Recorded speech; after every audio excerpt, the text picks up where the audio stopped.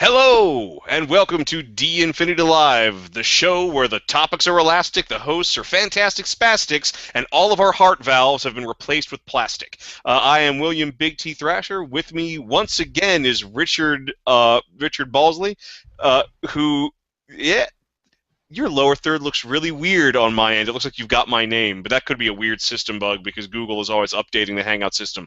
And also with us tonight is very special guest and D-Infinity.net contributor Chris Van Deelen, who has just vanished like a phantom into the night, but he may very well be back. So you keep an eye out. If you now audience, when you see Chris the Phantom Van Deelen, you just clap your hands and point him out, and we will capture him. But that's the only way we can know that he's online. So anyway, how are you doing, Richard? Good, good. You? I am doing fairly well. And tonight our topic is questions. We just threw open the floor and had our viewers send us any damn question they can think of, and we're going to do our best to answer it. But first, Richard, do you know what's going on with our website, d-infinity.net?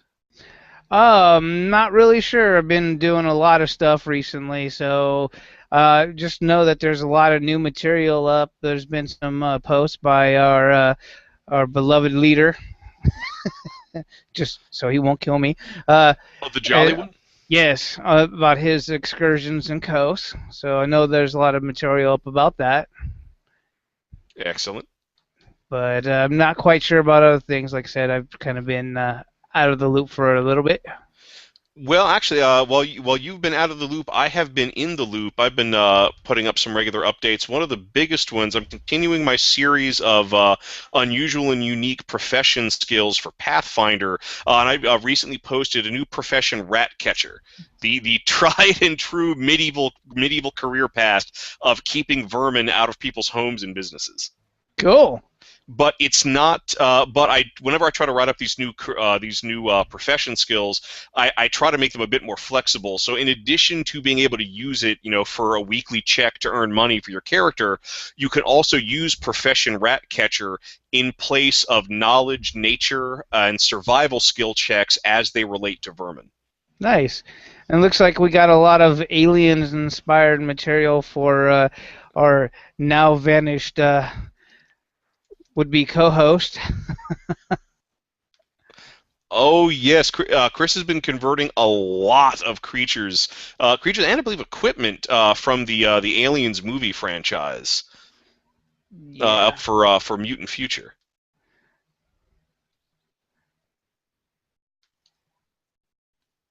Would you agree? Oh yes. I mean, the almost the entire front page is nothing but xenomorphs and Marines weapons. Yeah, it's been actually a good steady stream of updates. So just but despite the fact that Brendan and Michael are nowhere to be seen, because as I understand it, they are having a quest on Coast Island as we speak, the actual Coast Island as we speak. We are still keeping everything going on the website, so there's all sorts of plenty of fresh content there. But I have to ask you, are you ready to get into our main topic? I am.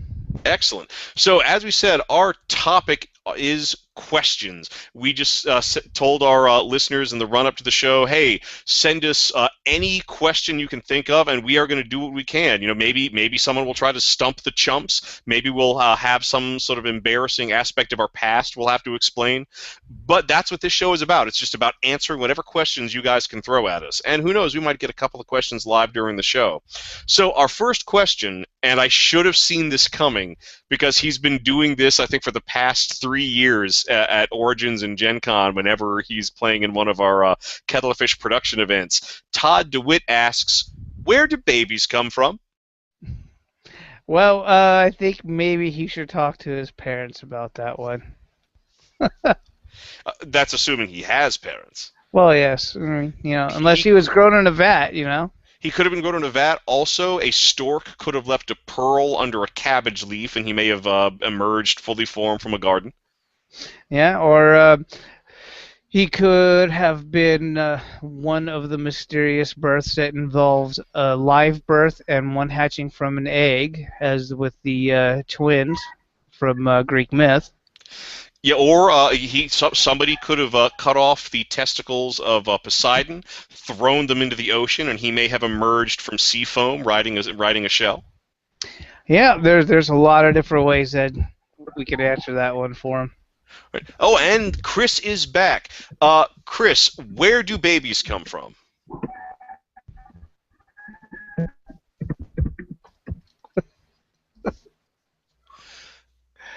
And it looks like there have been a few too many internet connection issues on Chris's end. So unfortunately, he will remain a phantom for the rest of the evening. But that will not stop us from pressing ahead with these questions. We are going to have Chris back on in the future.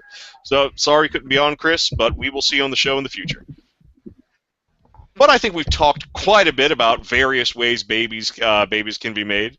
So, second question comes from friend of the show and frequent guest Lucas Perrier, who wants to know what inspires you to create games. My answer is kind of a jolly answer, so I'm going to save that for later. Well, for me, I'd have to say pretty much everything, but for the most part, as a kid, I had an uncle who taught me how to make my own games, in part because that's what he did.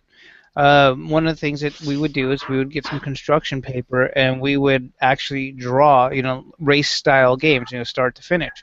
And rather than just like snake around the paper, sometimes the games would grow by multiple sheets. So there were various mechanics that were thrown into the game, such as if you land on a certain space, you have to go into what he called the Ring of Trouble, which was a pain in the ass to get out of because it was exactly 7 squares. And the only way to leave was to land on the exact square that lets you back out. And so it was designed to use the mechanics of dice to work against you. So that's pretty much where I started. But he started with me with a modified version of D&D when I was 4 that used a lot of trivia, because my uncle loves trivia, and because of that, I now remember that the nighttime sniffling, sneezing, coughing, achy, stuffy head, fever, so you can rest medicine is NyQuil.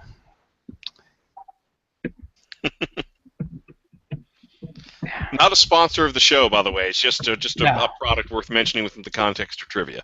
Yes, but so I learned a lot of things like that. In fact, I learned, all sorts of actors like Lon Chaney and Boris Karloff. Like, even though I had no idea what movies they were in, because I had never seen them, like 1939 Frankenstein film, because that's how much trivia he had put on index cards, and that's basically how he determined whether or not things were done. And then we moved on from that to chess, and then he taught me how to play Risk when I was 5. And so that pretty much like what inspired me from that point forward, because despite moving a lot when I was a kid, the one thing I could always do was find a way to make my own entertainment by just having construction paper, a couple of dice, and a pencil. Very, very cool. I guess, how about, Chris, what inspires you to make games?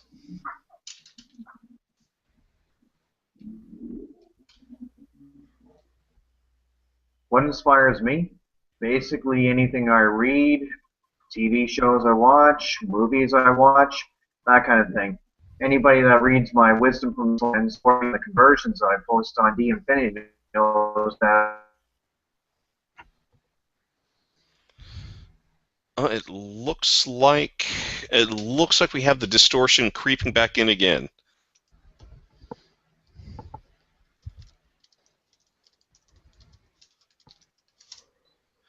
Well, I guess in my case, and regrettably, this is the answer to a lot of questions about my creative endeavors.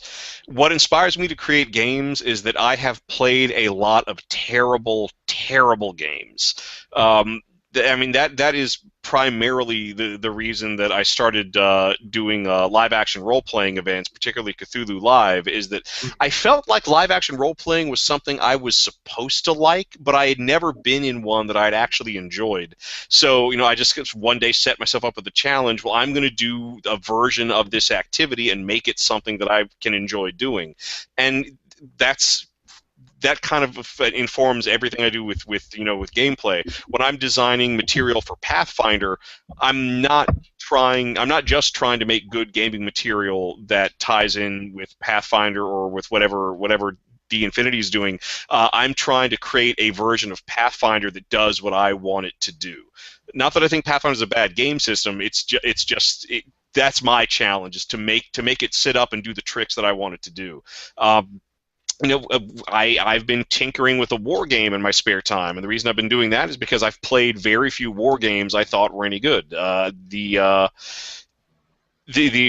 started GMing because I could not find any games that I enjoyed actually playing in. So I figured, well, I'll just run a game, and I will make sure that I don't run it in the way that I don't like other people running it. So I guess my what inspires me to create are my own horrible negative experiences.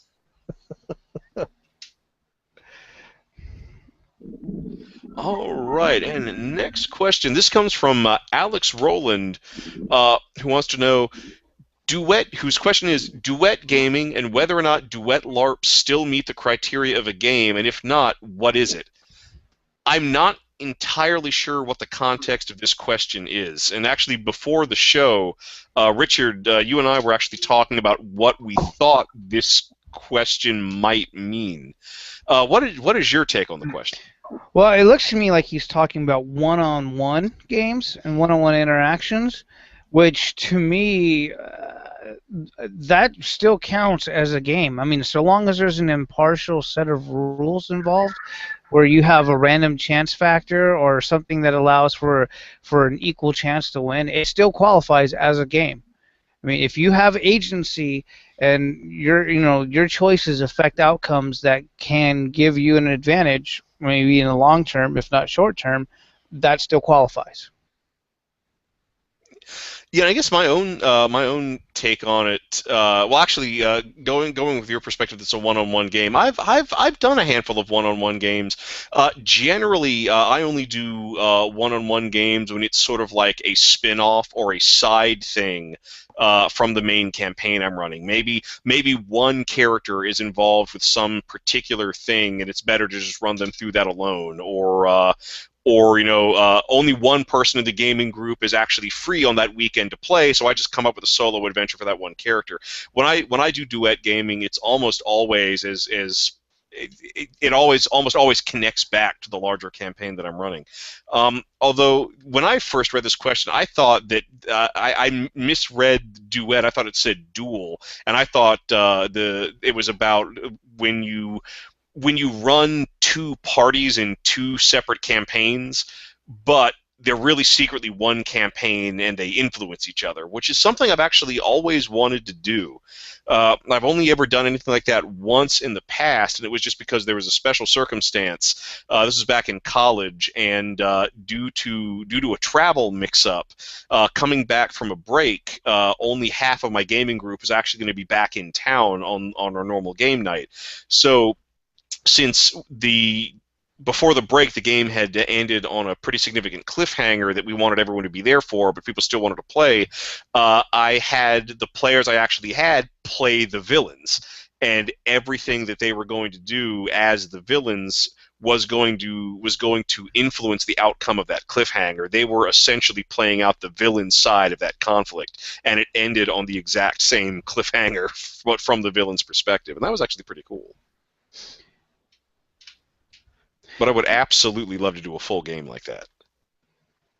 Yeah, I think you would more likely see something like that at a tournament, or at a convention, where you'd have, because I've seen something similar to this where it's more done with wargaming than it is with RPGs, where you have a blind combat situation to simulate fog of war, so you have a divider between the table in some way.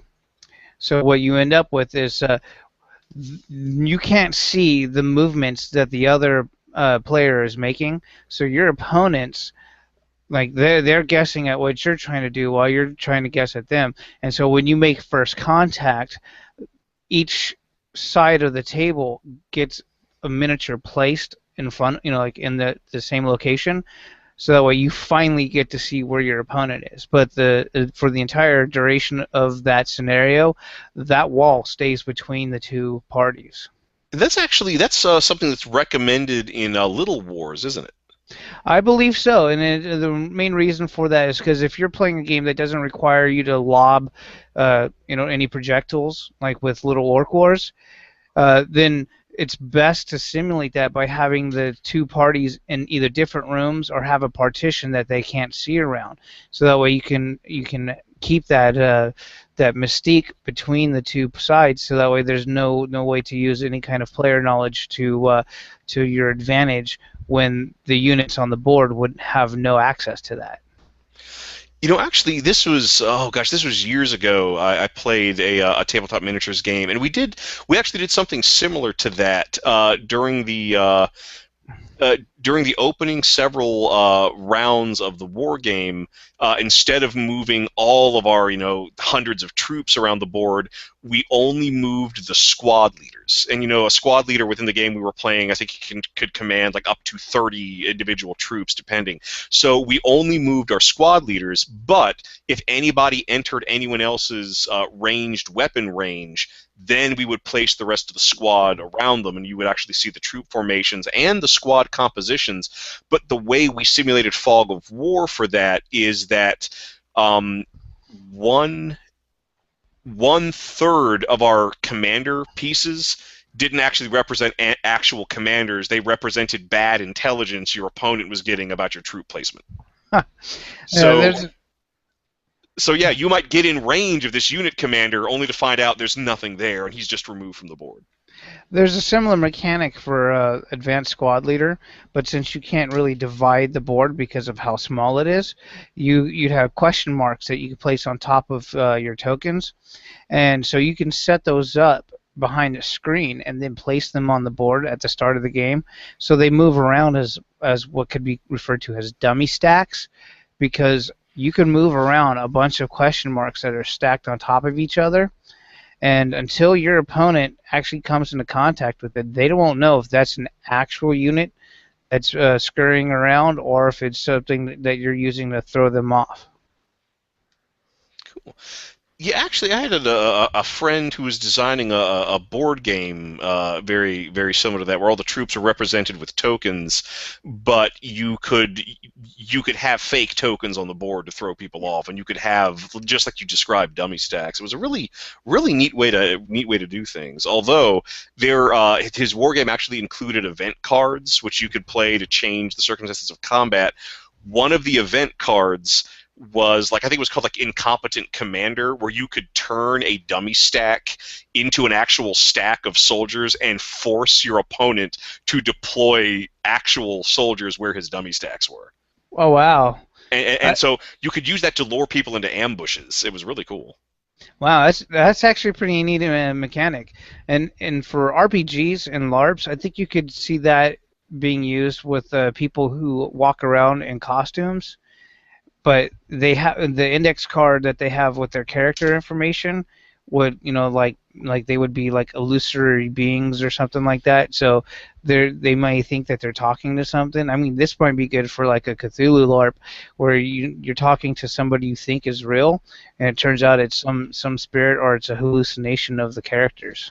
Well, actually, I did that in a cyberpunk game. There was a hacker character, and the whole premise was that this person was actually in a hospital bed on the other side of town, and the character you were interacting with was a hologram being projected from various hacked holographic projectors in the environment. Nice. And so that was kind of the big reveal, is like when a fight actually broke out and he was shot at several times, nothing happened because you're just shooting light. And the player was actually really clever about it. The player never touched anything. The player never shook hands. The player was interacting with this environment like he was a hologram that couldn't physically touch anything. It was very cool. That sounds like fun.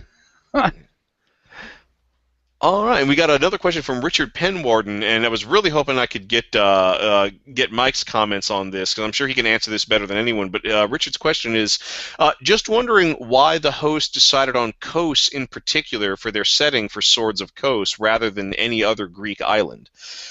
Did they have prior knowledge of the area, and so on and so forth? And again, Mike can probably answer this better than anyone, but it was my understanding was that the two main reasons Kos Island was chosen as the epicenter for Swords of Kos. Well, I'm sorry, three reasons. One, it's kind of obscure unless you really know the history and mythology of the region. Two, it's where the Temple of Hippocrates and Hippocrates' hospital was built. And three, and probably most important, the patron god of the island and the city of Kos was Hermes, who long-term listeners of the show may know was Michael Varhola's favorite of the Greek pantheon. I don't know, Richard, can you weigh in on this? Do you have a take? Well, yeah, because when I was developing the short story, I asked Mike a few things, and I believe that was one of the main reasons was the temple itself, and so the Hippocratic Oath and the implications of that entire aspect on medicine and whatnot. Because Kos itself, at one point with that hospital, was an actual important location in the Mediterranean. So, I mean, it wasn't as large as Crete in terms of civilization or the Minoans and things like that, but because of the medical knowledge that was there, it was one of the places that was famous for that particular thing, if nothing else. So, you would have people who would go to Kos specifically to seek out the temple to see if they could get healed. And, in fact, that's what my character does in Catcalls. I mean, in Eugenius and the Green Griffin? No. I'm blanking on the title of my own story. Terrible, isn't it? But yeah, the entire point was that the reason, chasing shadows, right? So that was the whole purpose of him going to the island in the first place, was to try to find a cure for his ailment. And since the Greeks actually knew quite a bit about diabetes, because that is actually a Greek word, which means it means siphon. That was why he was going there in the first place, was to see if he could get a cure. And it happens to be that in the discussions I had with Mike on developing the story and information regarding it, was that this was a place, or this was actually an activity that people did do in the ancient world. They would go to places like this, kind of like the way later on. You would have people go on pilgrimages to see holy sites, and to go to places like Jerusalem, or the Canterbury Tales, where they're on their way to go to a famous monastery. So it's in that kind of tradition, and even the Greeks did that with you can see that in a lot of different stories with going to see the oracle. Oh, very true. And then actually, Richard also had a follow-up question. Alternatively, what in particular do you think most important in deciding on your campaign setting? And for me, both in terms of choosing an already published campaign setting to play in, but also in terms of designing a campaign setting, the most important thing I feel is there has to be a lot of things for people to do in that campaign setting. I find that the worst campaign settings are the one where you can't flip through the book and immediately see things you can do. That's one of the reasons, while TQML is a wonderfully detailed world, I think it's a terrible campaign setting because there's just nothing to do in that world. It's too stable. There's no interesting conflicts. And I've talked about this before, but I think related to making sure there's stuff for your players to do, I think it's really useful when you give a game one big defining conflict. And that conflict can be something huge that looms in the background, or you can make it the forefront of your campaign. But having just a giant defining conflict it makes it so much easier to come up with characters and stories, because if all else fails, you can always do something that ties into that conflict. That's why I think Mage the Ascension Second Edition was so great. It had the Ascension War. Werewolf the Apocalypse had the struggle against the actual apocalypse. Fading Suns has the quest to discover the cause of the fading suns phenomenon, which could end all civilization, because literally all the lights in the sky will go out and your planet will freeze to death. I mean, those are big things you can do a lot with, and even if you don't want to do a lot with it, you can still have it in the background informing other people's actions. Yeah, I have to agree with that. In fact, if you look at systems like Fate, they talk about this. I mean, you can because I know he doesn't want us to go into the world building because we said a lot about that. But one of the things that you need to have is some kind of thematic element that you can scale up or down as much as you need. It's like what Will's pointing out with World of Darkness. I mean, even when you go with the new World of Darkness, some of the aspects I actually like better than the old versions, in as much as that the themes actually scale with the characters. So, like the new Mage, where even though you don't have the Ascension Wars, you have the theme of power, and so you can actually play games where power is the questions of power and how much should you have, who really has it. Those kinds of things can be anything from the individual on up to the cosmic order. So it actually changes with the scale of things. And then with the new vampire, humanity is the big things. Like, how much humanity can you retain, right? If your entire source of food is actually killing other people, so how do you retain your humanity in the face of the fact that you're actually a monster, right?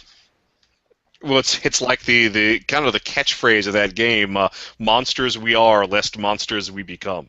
Right, and so that I think is actually one of the most important things you need, because as long as you have a theme that you can scale in size, you could do what Will said. You can explore that in so many different ways, because it gives your characters the freedom to do whatever they want. Because the more details you actually put in a setting of like how everything works, the less the characters can actually influence that, because there's too many structures in place that seem overwhelmingly massive, right? So you have the force of culture that keeps things steady, and that actually makes bureaucracy even more entrenched, because it falls back on those elements.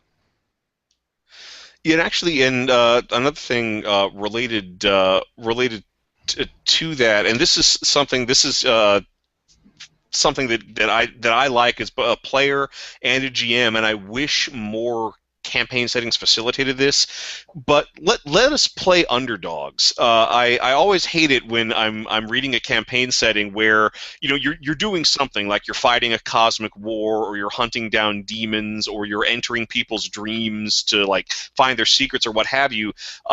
And I start to see that you get all these powers and equipment that help you do that job, and that's when I start losing interest, because I love characters that get in over their heads. I love characters that are thrown into situations they're not designed to deal with. Uh, that's why I've seen so many horror games get destroyed, because the game assumes that you will become professional monster hunters and then get access to funky powers and impossible weapons, and that just doesn't interest me. I'm very much looking for like circumstances like the original Die Hard. The original Die Hard, John McClane is in over his head, and that's part of the reason why that's the best of the Die Hard movies. All the other Die Hard movies, he's in a situation where he is the master of that situation, no matter how bad things get, and that's why those movies are boring and not exciting. And I feel the same way with so many campaign settings and so many campaigns I've played in, where the game assumes, and the players assume, and the GM assumes you are going to be playing a character that is better than the world they live in, and that is better than the conflicts they're going to face. Whereas, that's why I love Call of Cthulhu. You are going up against gods, and you have no chance of succeeding, but the fun of the game is giving it the old college try. Yeah, and building off of that, if you look at a lot of stories, because I mean, this is stories are the inspiration for most role playing games. I mean, you look at Star Wars, the original trilogy. I know we bring that up a lot. I mean, It's a good example. yeah, because and the main reason is because it follows the monomythic structure that Joseph Campbell talks about in Hero with a Thousand Faces. It does everything right that it's supposed to do, especially in the first episode. And what happens with that is that Luke Skywalker, he's in over his head until he gets to the third movie, right? Because at first he's like, I don't know where the hell I am. I don't know what's going on. Oh my God, why did my aunt and uncle get killed, right? And he's like, oh my God, I got to leave the planet, which he wanted to do. Then he realized, oh wait, no, I got to go back home and take care of these other things, right? So when he realizes that the dreams that he wants are way bigger than him, he starts, getting the sense of how massive these things are. And then by the time he gets to the second film, he realizes just how powerful the Empire is. Just because he blew up the Death Star with the help of a bunch of other people to get him that far, he knows that he's nowhere near ready to meet that challenge. And that's summed up with the finale, or with the climax of that film, where Darth Vader cuts off his hand, because in his hubris to try to defeat the monster that he thinks he's able to, he learns just how little he's prepared. And so that's why all of his friends are endangered by the end of the film, why it's so dark, and why a lot of people think Empire Strikes Back is the best film of the trilogy. And actually, I'm glad you brought up Star Wars, because this has actually kind of been a lengthy debate with well, not even a debate, but just an observation I've had that if you're a player in any kind of role playing game, don't ask for permission to be the hero. That is something I've noticed in a lot of LARPs. If we give someone like a character packet, unless that character packet flat out says you are the hero, they won't act like a hero even when the situation demands it. Because they don't understand that you want to leap off of the page I've given you and make this character into somebody amazing. If I was running Star Wars and there was a certain class of player, if you gave them Luke Skywalker as a character as they existed in the beginning of Star Wars, they would look, well, this is a lame character. I don't want to play this guy. Rather than thinking, oh, I'm going to look for opportunities where I can turn this whiny farm boy into an intergalactic badass. Right, and I think part of the problem, and this is where a lot of RPGs veer off into some strange territory, and why you end up with these situations where there isn't anything for the characters to do, why it feels so static, is you get to that point where you forget that what makes heroes heroic is just the amount of demons that they have to overcome.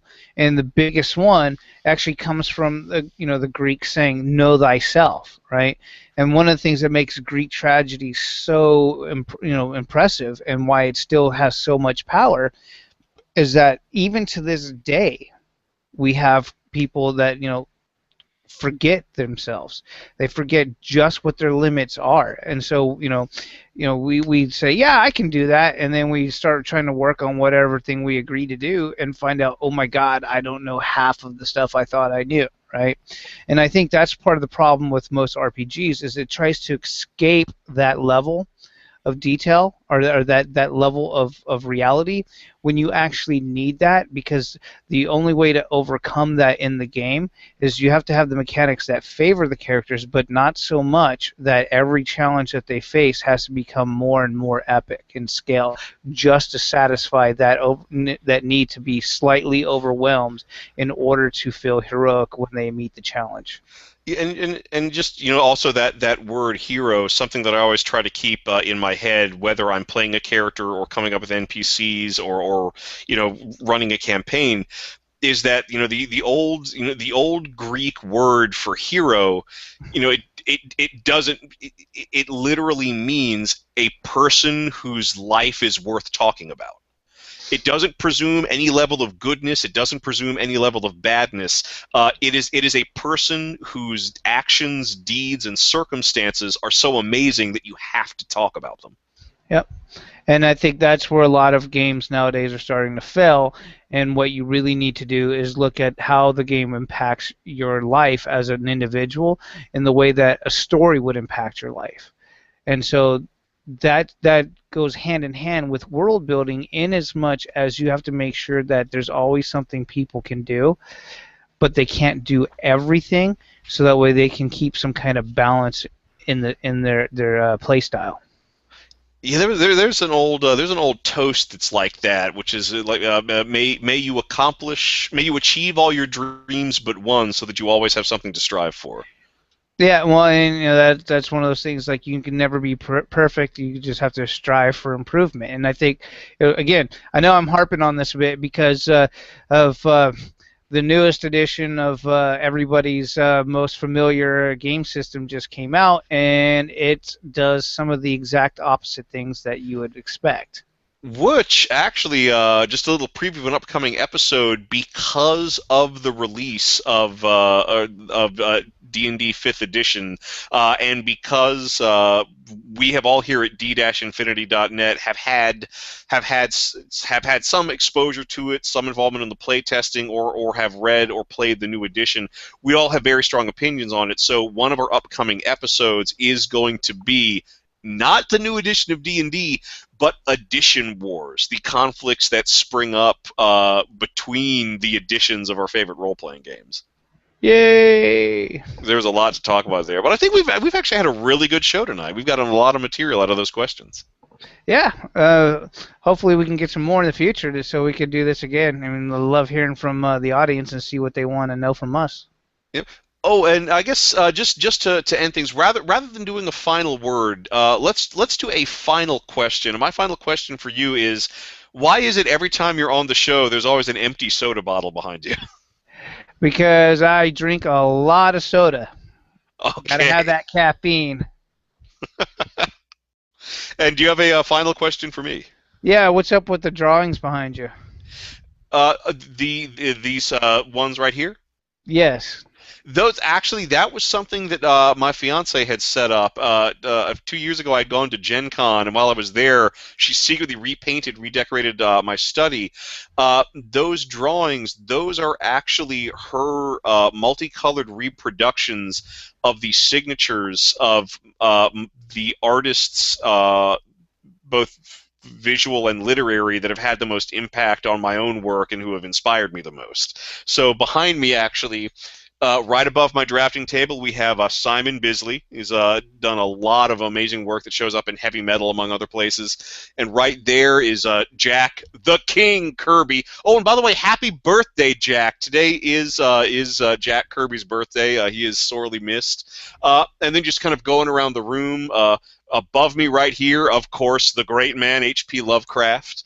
And across the room, where you can't see, is Larry Niven, the hardest working man in science fiction. And yeah, these are the names that call out to me. Cool.